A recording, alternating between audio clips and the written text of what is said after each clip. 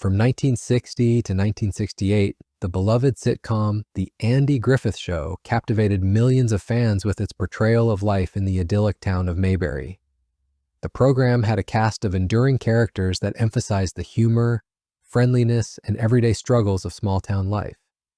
The program revolved around the relationship between Sheriff Andy Taylor and his awkward but well-intentioned deputy Barney Fife, a partnership that would go down in television history. But backstage, things weren't quite as harmonious as they appeared on screen. It is said that Andy Griffith himself said that he simply couldn't stand one character in Mayberry. Who was this person, and what about them enraged Griffith? Come learn the shocking truth about the one Mayberry character Andy Griffith hated. From its humble beginnings as a spin-off of The Danny Thomas Show to its rise to prominence as a cultural classic, The Andy Griffith Show's popularity was undeniable. Millions of people watched the show because of its gentle humor, endearing characters, and nostalgic appeal. Beginning on October 3, 1960, the program quickly rose to the top of CBS's ratings charts. The show's 8-season run of never finishing lower than 7th in the Nielsen ratings demonstrates its widespread appeal and consistent quality. Few television programs have ever been able to surpass one another. Thus, the show even managed that remarkable feat in its last season. However, the success of The Andy Griffith Show cannot be determined only by statistics. The show played on a deep longing for a more straightforward time and place by depicting life in the fictional hamlet of Mayberry, North Carolina. Despite being set in the 1960s, the show evoked the spirit of a bygone era where community, compassion, and common sense were paramount. The play's cast of enduring characters was largely responsible for its success. Every Mayberry citizen contributed something unique to the program, from his awkward but well-intentioned deputy Barney Fife to the sage and patient sheriff Andy Taylor. The popularity of the program was fueled by the bond between Andy Griffith and Don Knotts, especially given their comedic timing and genuine camaraderie that were visible in every episode. The Andy Griffith Show's approach to humor, however, was largely responsible for its popularity. As Don Knotts famously stated, the series was a character comedy rather than a hilarious comedy. Instead than relying on clever one-liners or forced jokes, the program found its humor in the quirks and imperfections of its characters. This allowed the laughter to naturally arise from the situations they encountered. In addition to setting The Andy Griffith Show apart from its peers, this focus on character-driven comedy ensures that its humor will stand the test of time. Decades after the series ended, viewers may still find joy and solace in Mayberry's gentle, good-natured humor, which is a testament to the character's enduring appeal and the timeless values it upheld. A new wave of character-driven sitcoms was also made possible by the success of The Andy Griffith Show. From Newhart's small-town charm to the workplace's workplace antics, the series set a standard for comedies that continues to influence the genre today, by prioritizing the development of compelling, complex characters over cheesy jokes and cheesy laughs. The Andy Griffith Show has only grown more hidden in the years since it ended, with reruns on television and internet platforms introducing new generations to the joys of Mayberry. The show has won several accolades, including a TV Guide rating that ranks it as one of the greatest in American television history. But perhaps the true measure of The Andy Griffith Show's success is not its awards or ratings, but rather the enduring impact it has had on its viewers' lives. The show serves as a source of comfort, nostalgia, and joy for a large number of its viewers, a reminder of the small pleasures and timeless principles that make life worthwhile. Repercussions for Don Knotts' Andy Griffith and Don Knotts, who both had Southern ancestry and a love of comedy, had a special bond that inspired the popular television show The Andy Griffith. Their on-screen connection, which also demonstrated their genuine affection and respect for one another, was mirrored in their off-screen camaraderie. In contrast to Knotts' high liveliness and often frenzied portrayal of Deputy Barney Fife, Griffith's easygoing charm and calming voice provided the perfect balance. Their contrasting methods formed a hilarious harmony that captivated audiences. Away from the set, Griffith and Knotts were inseparable, growing closer over the course of their many hours together. They frequently went to Griffith's house after a demanding day of filming to unwind, share stories, and spend time together. The unique bond between Griffith and Knotts was something else. Andy was the world's greatest audience for Don, according to Ron Howard, who played Opie on the show. He said that the playful antics between the two were not limited on the screen. They would often engage in friendly competitions to see who could tell the better joke. Previously, Griffith and Knotts were admirers of one another's work. Griffith particularly listened to Bobby Benson and the B-Bar-B Riders, a radio show in which Knotts portrayed Wendy Wales. Outside of the stage, their connection had an impact that motivated people around them.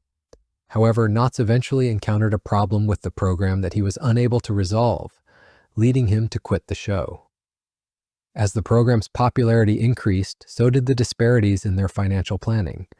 Griffith, who owned the majority of the series, benefited from its success, while Knotts, who was given a salary, grew more dissatisfied with it. When Griffith's 5-year contract expired, Knotts reached out to him in an attempt to get a larger portion of the show's earnings. Knotts had to make the difficult decision to leave the program since their discussions were unable to yield a sufficient response. Despite the professional dispute that led to Knotts' departure, the two grew friendly and frequently collaborated on other projects and appeared as guests on each other's shows. Knotts, the loyal friend, was always willing to play Barney Fife if Griffith ever asked. Their love endured the highs and lows of their careers and personal lives. When Knotts was ailing in his later years, Griffith tended to him and helped him to the end.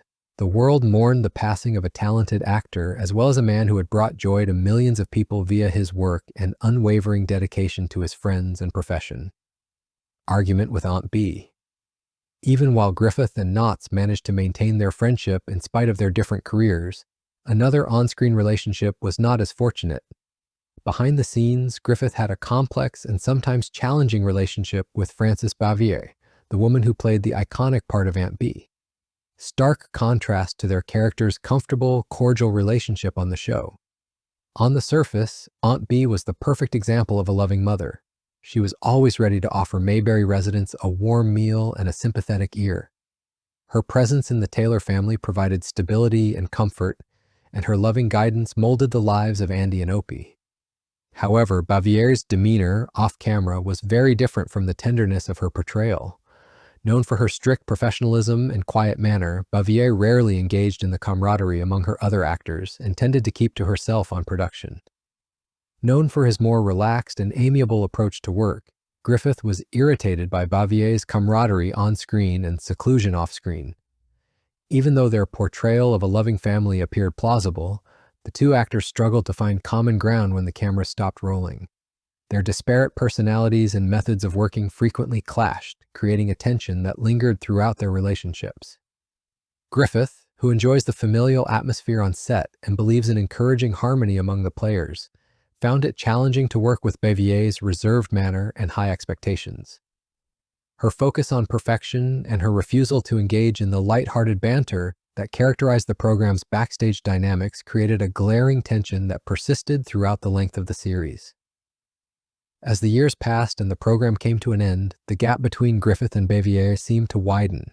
The actress fiercely protected her privacy, so she turned down all attempts at reconciliation, including Griffith's surprise visit to Bavier's home in Siler City, North Carolina. This spontaneous visit, which was intended as a gesture of goodwill, inadvertently strained an already brittle relationship. It wasn't until Bavier was coping with a serious health issue that the ice began to melt. In a heartfelt phone call a few months prior to her passing in 1989, Bavier apologized to Griffith for their harsh relationship and acknowledged his significant contribution to the program's success. A sad conclusion to a decades-long dispute, this sensitive and reflective moment served as a reminder that even the most complex relationships may find some comfort at life's most challenging times.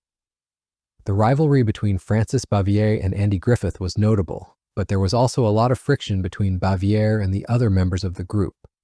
Her unique personality and professional demeanor left her castmates Ron Howard recalling Bavier as a talented actor who kept to herself and rarely participated in the light-hearted banter and humorous shenanigans that defined the program's off-screen dynamics.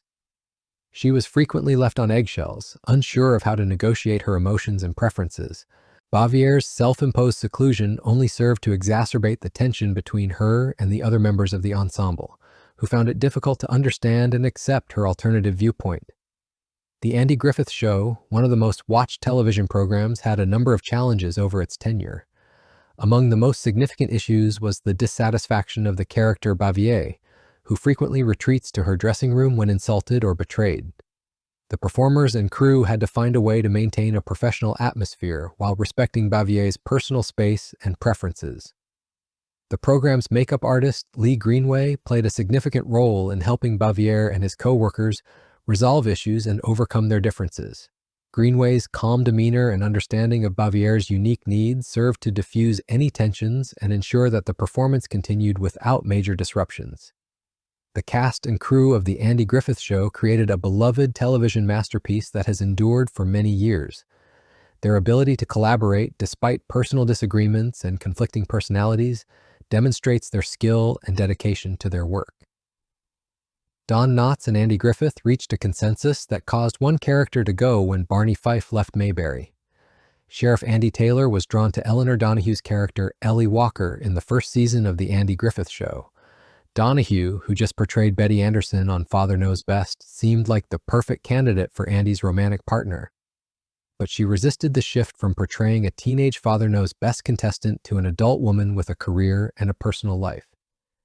After giving it a lot of thought, Donahue took the difficult decision to ask for a 3-year contract with the program. When the show's makers granted Ellie Walker's request, she was pleasantly delighted and happy. Nevertheless, after just 12 episodes, she mysteriously disappeared from the streets of Mayberry.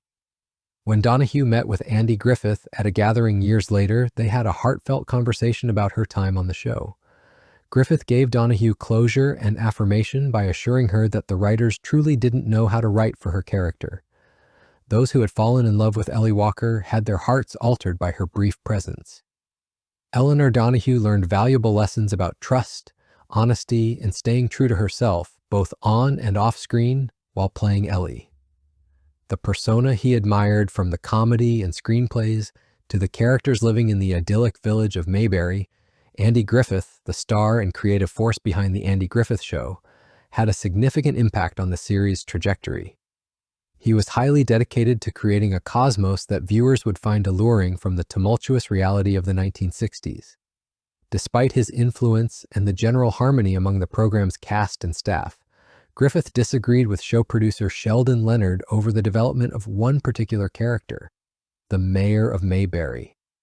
Griffith's idea for the program was based on the simplicity and small-town charm that made Mayberry a beloved haven for viewers at a time of political killings, social unrest, and the escalating Vietnam War.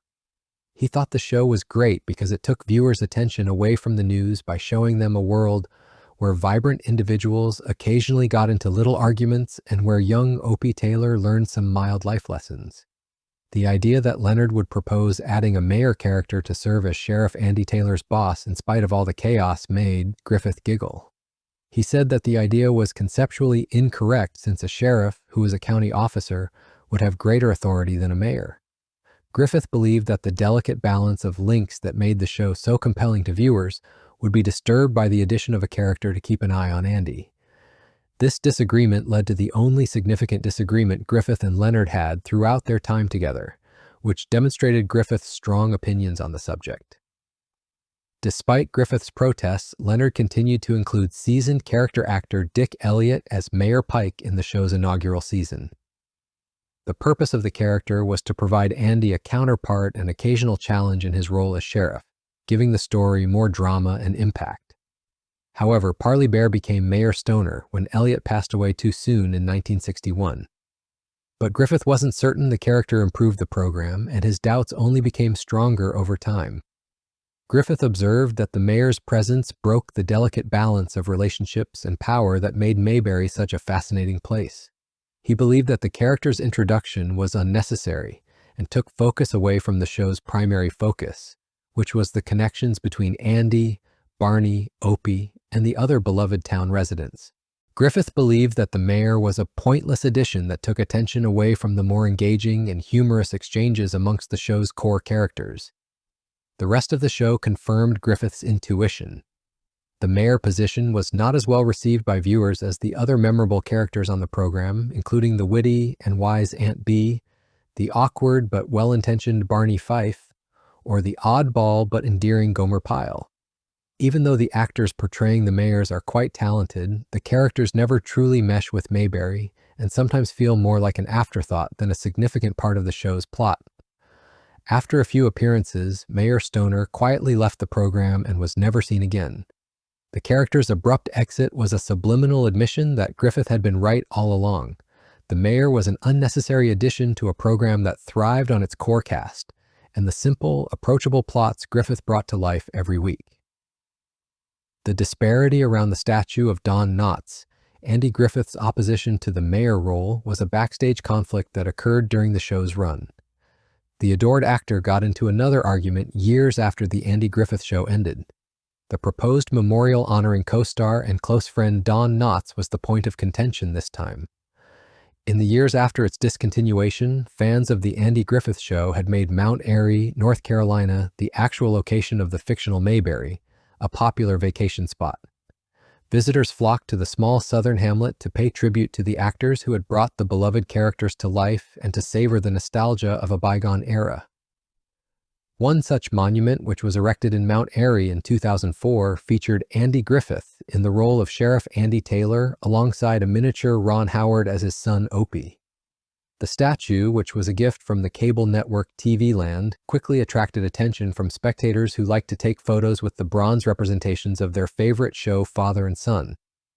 However, Mount Airy locals recognized an opportunity to honor the late actor's legacy when he passed away in 2006 at the age of 81, so they commissioned a monument of his iconic character, Deputy Barney Fife.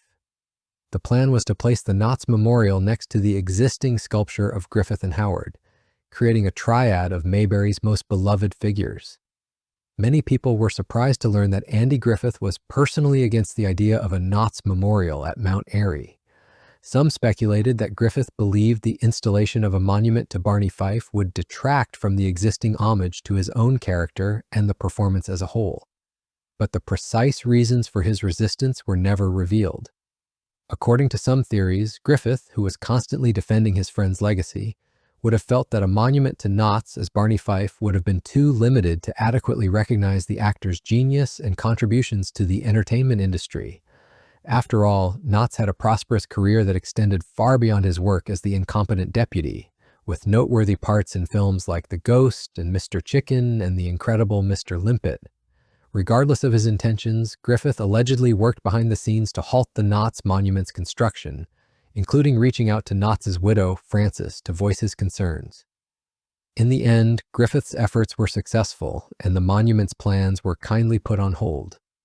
For Griffith, the memorial of Ron Howard and himself at Mount Airy seemed to symbolize he gave due respect to the show that had influenced millions of people's lives and molded his career.